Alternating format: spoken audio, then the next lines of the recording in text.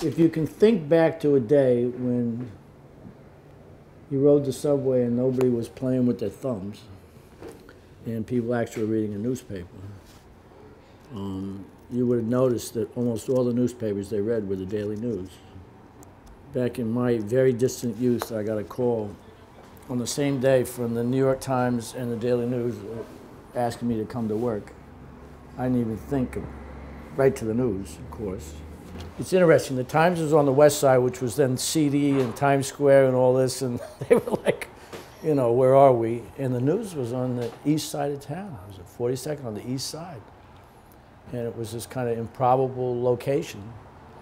And above the door was because he made so many of them. You know, God must love the common man because he made so many of them. And you go in and there was a big globe, which I thought was always kind of funny because the news point of view is that the world ended at the Hudson. It was a time before the British infection reached our shores, and that the notion of a tabloid was that it was smarter, not dumber than a broadsheet.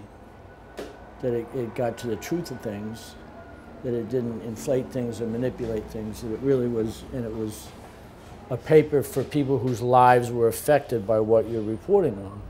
There was a guy, Henry Lee, who was this kind of elegant rewrite man, you know, Jackie Gleason, the hustler, you know, with his hands, you know. Rewrite guys are kind of like that. They got fingers like that.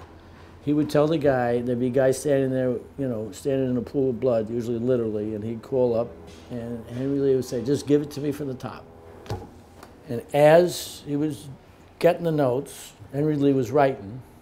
By the time that was done, the piece was done and it was perfect.